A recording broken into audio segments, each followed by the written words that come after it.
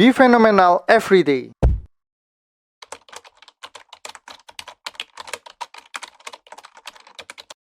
Halo guys, video kali ini saya akan membahas Adaro dan AADI lagi ya, di mana emiten ini sudah memasuki fase endgame dalam corporate action-nya, dan hari ini tanggal 29 November ini sudah dirilis prospektus dari PUPS-nya AADI sendiri ya. Nah, teman-teman bisa lihat di websitenya bursa ya, di website idx.co.id prospektus dari AADI. Nah, tentu kita harus mengetahui poin-poin pentingnya ya di dalam prospektus ini. Jadi di video kali ini saya akan membahas juga beserta perhitungannya ya. Sebelum masuk ke sini saya akan membahas terlebih dahulu itu untuk prospektusnya itu membahas apa sih. Yang pertama ada perubahan dalam rasio ya, walaupun perubahannya ini sebenarnya sangat kecil. Kalau sebelumnya itu 100 berbanding 23.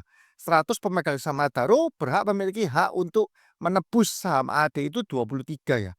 Ini dirubah rasionya menjadi 4.389 berbanding 1.000. Kalau kita convert kurang lebih hampir sama ya, hanya selisih 0,0-an sekian lah. Nah, kemudian yang kedua itu adalah harga ya. Harga penawarannya akan dihitung berdasarkan volume weight average price ya. Harga rata-rata tertimbang saham AAI saat IPO. Itu artinya saat tanggal 5 Desember nanti closingnya dihitung VWAP-nya berapa. Nanti juga saya akan bahas cara menghitung VWAP ini ya. Baru bisa tahu harga PUPS-nya. Nah, yang berikutnya ini adalah serendah-rendahnya harganya itu sudah dipatok ya antara 5.546 dan setinggi-tingginya 5.960. Jadi sudah dipatok antara batas bawah dan batas atasnya. Walaupun misal VWAP-nya nanti katakanlah di angka 6.000, tetap untuk harga penawaran PUPS-nya itu tetap di 5.960 maksimumnya. Nah, ini poin yang penting yang pertama. Kemudian yang kedua itu dalam hal terdapat pemegang saham perseroan yang tidak melaksanakan hak membeli saham, misalkan ada retail ya, yang punya hak untuk menebus saham AD tapi nggak menebus, ya sudah maka hanya itu hangus sahamnya menjadi milik perseroan. Nah, ini sudah ini ya dua hal ini aja yang penting. Nah, sekarang saya akan masuk ke pembahasan tentang perhitungannya ya. Waktu kemarin saat come-date dividen itu Adaro ada di harga 3670 ya. Nah, teman-teman kalau mau lihat di sebentar saya lihatkan untuk Adaro. Nah, saat dividen kemarin lebih enak di sini sih. Nah, di sini ya. Saat dividen kemarin itu di 3670 ya. Kemudian langsung ARB dan hari ini itu sudah satu level di bawah ARB. ARB-nya kan 2070, closingnya hari ini di 2080 ya. Jadi sudah anjlok 2 kali untuk Adaro ini. Nah, saya cukup yakin mungkin ada beberapa orang itu yang terjebak ya. Karena saya juga tahu, saya juga sering mendengar bahwa waktu awal-awal ya berita spin off ini muncul, ada juga yang membuat analisa bahwa dividennya besar nih 1.350-an kan. Saat itu kan sudah tahu sekitar 1.300 lebih kan. Nah, banyak yang berpikir bahwa Adaro ini sebelum come-date akan dikerek ke 5.000 ya. Sehingga saat harganya 4.000-an ini juga cukup banyak orang yang masuk ya, yang ketipu ya dengan analisa-analisa seperti itu. Nah, tapi saya juga tahu bahwa cukup banyak juga orang itu yang sabar ya untuk membeli di harga closingnya saat come-date. Jadi ketika come-date closing ya 3670 ini itu mereka baru berbondong-bondong untuk membeli. Nah, saya akan menggunakan perhitungan asumsi yang menggunakan 3670 karena kalau yang 4.000 ke atas itu ya saya bisa bilang agak suram ya yang memegang Adaro di harga 4.000 ke atas itu. Kalau misalkan teman-teman memegang di harga 3.670 tentu teman-teman dapat dividen kan 1.359 ya. Nah, artinya kalau mau BEP dapat dividen 1.359 teman-teman harus bisa jual di 2.311. Tapi sayangnya sampai hari ini ya, itu hari pertama kemarin kan di lock ARB, teman-teman saya yakin nggak bisa jualan, susah sekali. Yang hari ini juga tertingginya nggak sampai 23 ya, jadi 2.210. Artinya kebanyakan orang-orang yang membeli di 3.670 itu akan floating loss kalau dari dividen yang didapatkan. Kenapa? Misal nih dia jual di harga katakanlah saya nggak bilang dijual di 2080 ya, tapi dijual di average-nya hari ini 2120. Jadi dia nggak jual di paling bottom lah. dia jual di 21.20, maka selisih beli dan jualnya itu 1.550 kan. Dia beli 36.70, jual 21.20 kan, selisih 1.850. Berarti dividen dibanding yang dia jual itu minus Rp191. Nah, jadi dia masih akan menanggung kerugian dari hasil dividennya. Namun, dia tentu berharap, loh, tapi saya kan langsung punya hak untuk menebus AADI kan, dengan rasio yang tadi ya 4389 berbanding 1000. Nah, pertanyaannya adalah berapa sih harga penawaran dari PUPS itu ditentukan nanti di tanggal 5 Desember saat IPO nanti closingnya dihitung VWAP-nya berapa. Nah, seperti tadi saya bahas ya ada rentang harganya ya, terendah 5546 sampai tertinggi 5960. Nah, ini sekedar pengetahuan saja untuk menghitung VWAP itu sebenarnya sangat simpel rumusnya. Dari kumulatif harga kali volume dibagi kumulatif volume. Maksudnya apa kok kumulatif? Misal nih ya, saya ajak teman-teman ke tanggal 5 Desember nih. Tanggal 5 Desember AADI IPO jam 9:01 ya. Dia katakanlah pertama kan 5.550. Terus jam 9:01 langsung arah. Misalkan seperti itu kondisinya, 6.660. Nah, tentu high-nya 6660. Lah, misalkan nih low-nya sempat 5550 ya saat opening ini. Close-nya arah 6660. Maka average-nya itu adalah ini ditambah ini ditambah ini, jadi high tambah low tambah close dibagi 3. Nah, simpel kan 6290. Nah, tapi juga dihitung juga di VWAP ini adalah berapa volume yang terjadi saat itu, berapa kali transaksinya. Oh, 6290 ini sebanyak 100 ya volumenya. Berarti harga kali volumenya itu 629.629.000.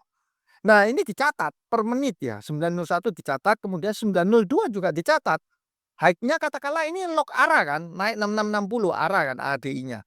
Arah dia nggak berubah, maka high, low, close sama 6660 semua, maka average-nya ya tetap 660 kan. Nah, volumenya saya anggap sama 100, maka harga kali volume 666.000.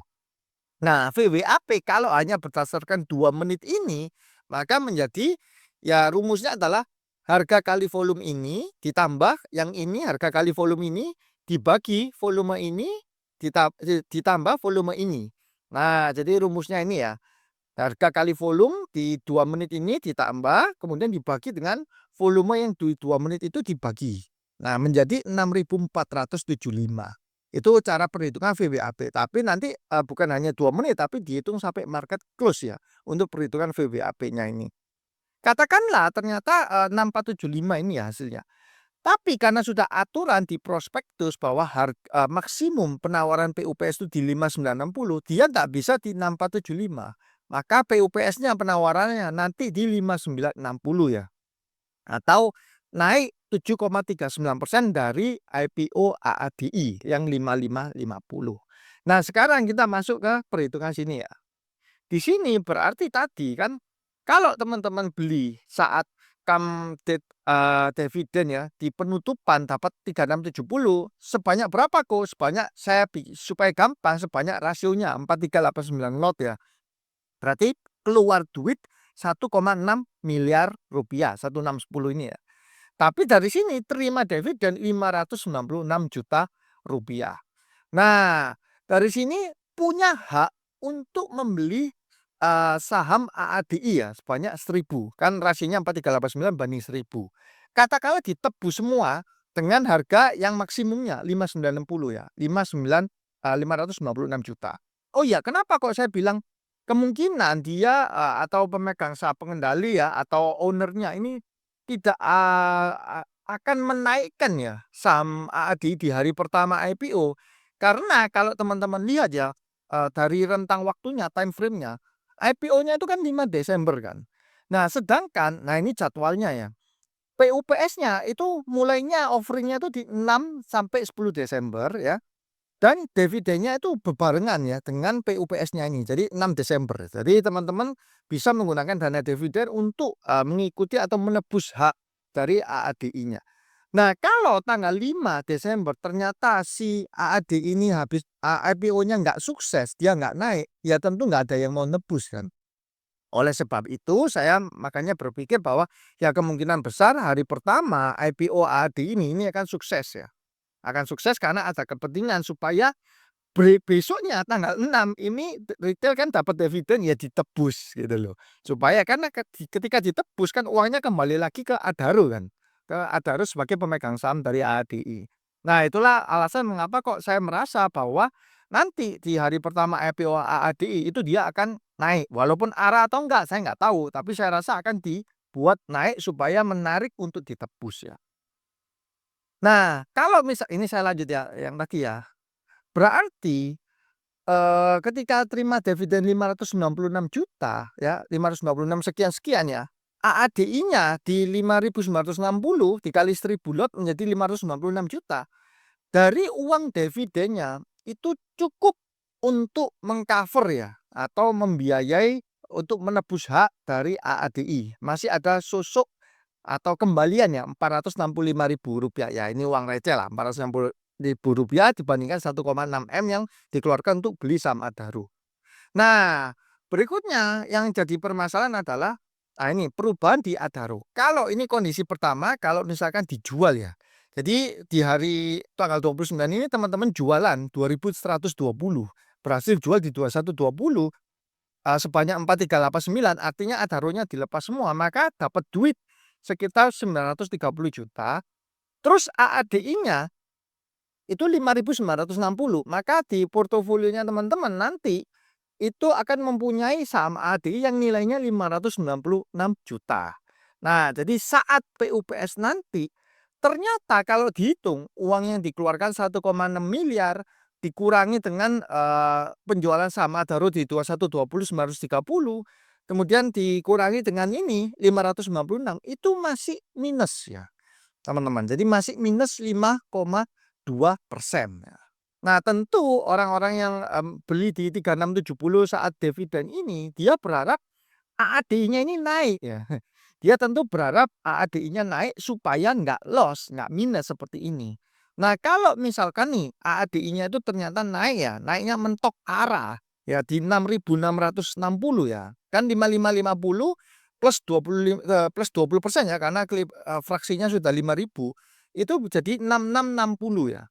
Nah kalau dia memang naik 6.660, maka minusnya bukan 5,2%, tapi tetap minus ya.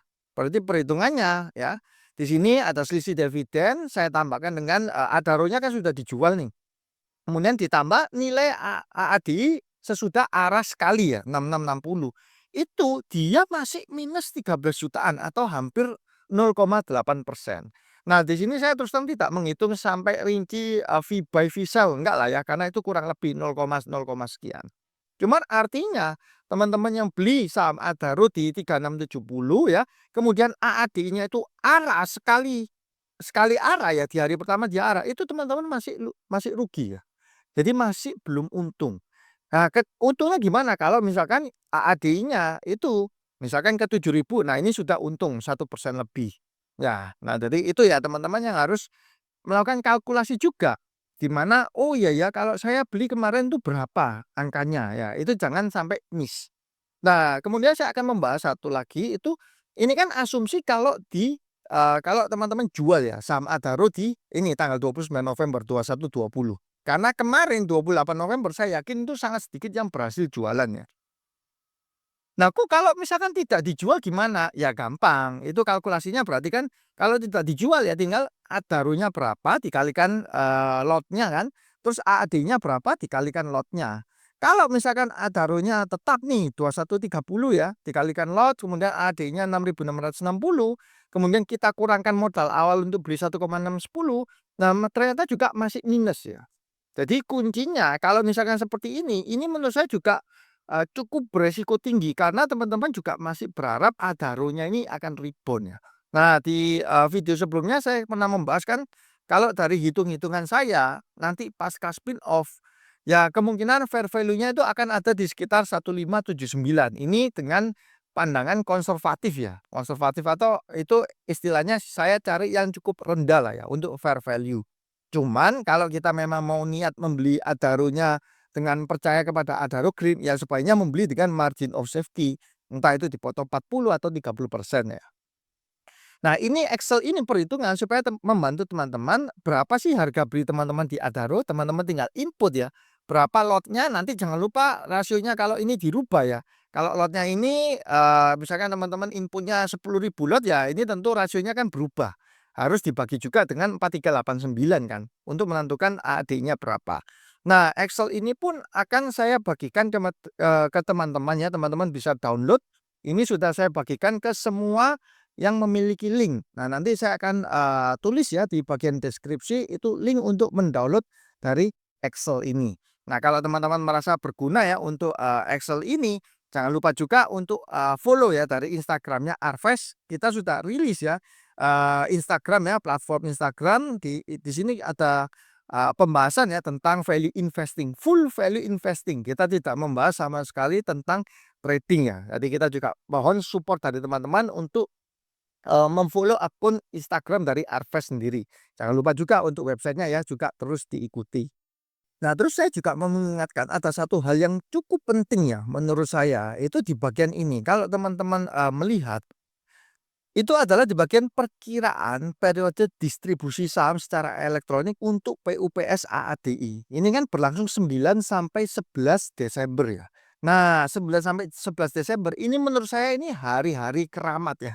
Teman-teman jangan sampai lupa, jangan sampai, tidak melihat market ya kalau teman-teman memang trading di AADI dan Adaro ini. Kenapa saya bilang begitu? Karena kalau tadi tanggal 5 itu IPO, itu pemainnya kan hanya yang 10% yang dilepaskan, yang IPO.